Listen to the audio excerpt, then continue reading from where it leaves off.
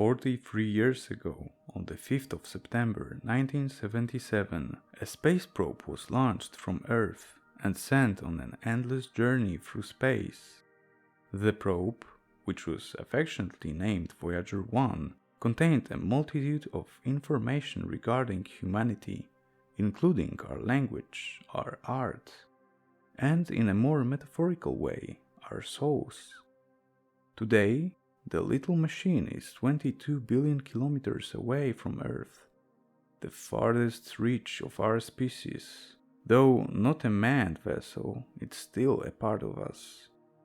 Despite its distance, we're still keeping contact with it, and during its journey spanning almost half a century, it has given us an insight into the mysteries of the universe we thought we could only dream about. My own father spent most of his life on the project, and I have since followed in his footsteps. I dreamed about taking over his work even as a 12-year-old kid, and eventually these dreams would land me at NASA's doorstep. Little did I know that only a few years into my work, the one question that has plagued us since the dawn of mankind would be answered, forever changing the course of human history. Are we alone? On the 7th of December 2019, I arrived to the office after having been called in at 4 in the morning. I immediately noticed the panic that had erupted overnight, with my coworkers scurrying around the office, confused, horrified, but seemingly excited about a picture sent from Voyager 1. The monitors that usually displayed little more than numbers and boring graphs now all showed the same singular image, that of a blue planet. I approached one of the screens and studied the photograph. In many ways the planet resembled Earth, with vast blue oceans and split landmasses, but none of the continents were recognizable to me, and the clouds hovering above were red with a vague yellow tint. "Hey, Dan, what's this?" I asked my neighboring coworker. At first, he barely noticed my presence, too engrossed in his own work as he stared at the screen with a mixture of terror and anticipation. "Hey, what's the picture?" I repeated. "It came from Voyager 1, he said, barely a whisper. Impossible. The last image sent from Voyager 1 had been received in 1990, the famous pale blue dot, an image we'd posted on the wall of our office for inspiration. Since that fateful day, our engineers turned the camera off to save the probe's memory, assuring we could still receive more valuable data in the future. Don't be stupid. That's impossible, I said. They turned the camera off decades ago. Something turned it back on, he said with a shaky voice. His choice of words confused me. Instead of indicating that a person had done it, he said something. What do you mean? How is that even possible? I don't know, but the signal that turned it on came from the planet on the picture.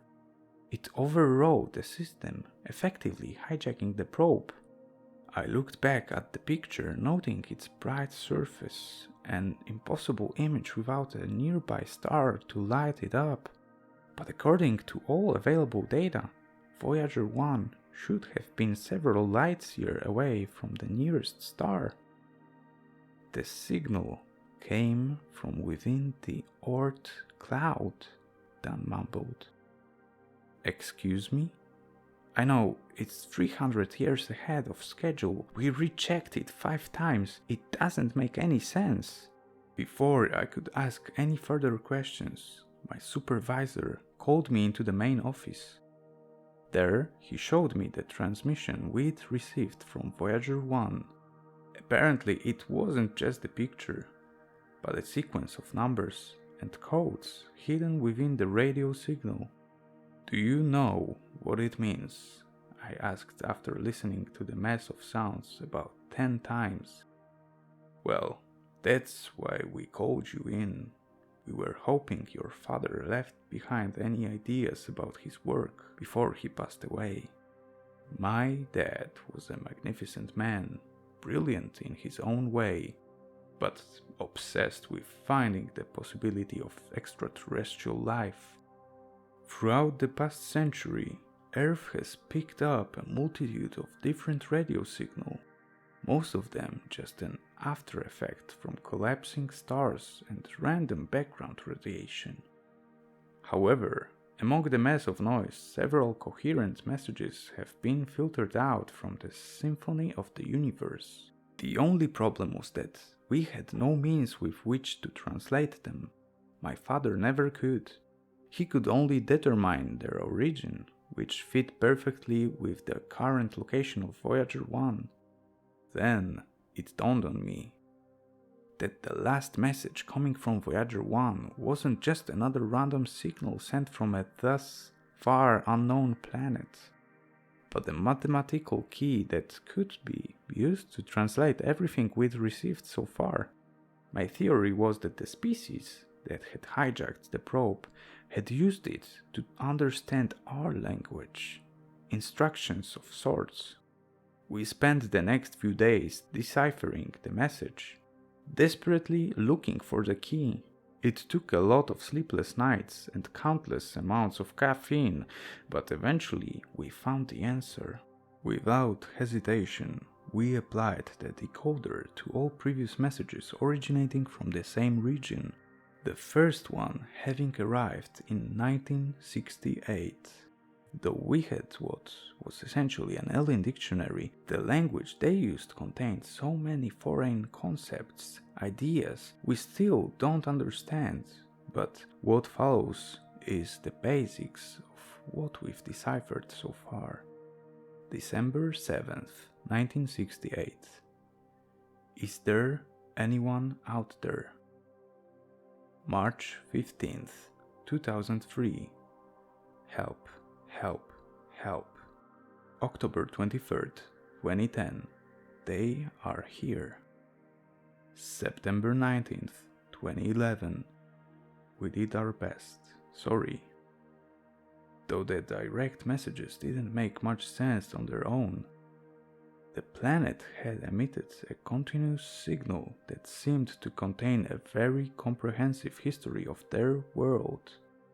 As far as we could tell, their species first surfaced 10 million years ago and had reached a level of technology that is so far beyond our own that we can't even begin to understand it. They make no mention of war, but they talked about a defense grid around their system, one that had been ineffective against the threat mentioned on several accounts. The most approximate translation of this threat has been determined: the Ludex. Since the last distress signal in 2011, their planet falls silent. It was a heartbreaking discovery to finally find intelligent life other than our own, only to have it extinguished immediately. The more horrifying fact, however, was that their demise wasn't one of their own making. No, their end had come at the hands of a far superior species, one able to travel through space only to wage war and destruction. Yet, despite their end, a final message was sent through Voyager 1, one that wasn't calling for help or giving us a detailed history or ideas on how to reach them. Instead, they left us with a final warning, a simple message and a translation key. All they said was, "You're next."